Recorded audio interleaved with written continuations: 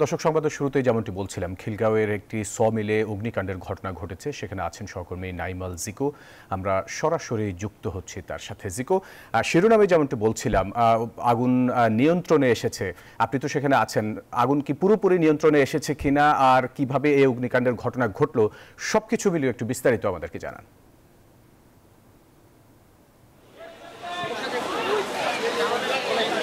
ফয়সাল, যেমনটি জানেন যে খিলগাঁতে কিন্তু আজ সন্ধ্যা 7:30টার দিকেই কিন্তু অগ্নিকাণ্ডের ঘটনা ঘটেছে। এখানে যেই একটি সমিল ছিল, সেই সমিলে এখানে আমরা এখন পর্যন্ত যতটুকু জানতে পেরেছি যে 20টি গ্যারেজ ছিল এবং 2টি সমিল ছিল, যেগুলো সম্পূর্ণরূপে ক্ষতিগ্রস্ত হয়েছে। এছাড়া হলো বেশ কিছু ছোট ছোট দোকান ছিল, যার সিলিন্ডারগুলো বিস্ফোরণ হয়েছে বলে আমরা এখন পর্যন্ত এখানে যারা প্রত্যক্ষদর্শী রয়েছে তাদের কাছ থেকে জানতে পেরেছি। এখানে ফায়ার সার্ভিসের 10টি ইউনিট কাজ করে কিন্তু আগুন এই মুহূর্তে সম্পূর্ণরূপে নিয়ন্ত্রণে নিয়ে এসেছে।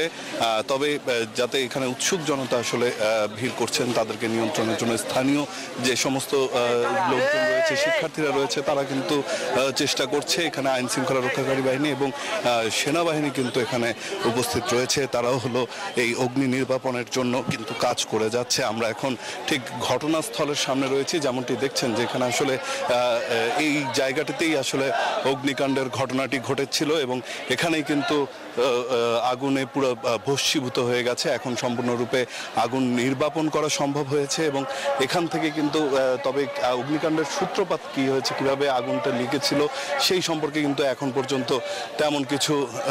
তেমন কিছু জানতে পারেনি। তো পরবর্তীতে আসলে তদন্ত সাপেক্ষে তদন্ত কমিটি গঠন হবে এবং এরপরে কিন্তু এখানে অগ্নিকাণ্ড আসলে কী কারণে ঘটেছিল এবং ক্ষয়ক্ষতি কীরকম হয়েছে সেই বিষয়ে কিন্তু পরে বিস্তারিত জানা যাবে। তো এই ছিল এখন পর্যন্ত আমার কাছে এখানকার সবশেষ তথ্য। জিকো, আপনাকে ধন্যবাদ আমাদের সাথে যুক্ত হওয়ার জন্য।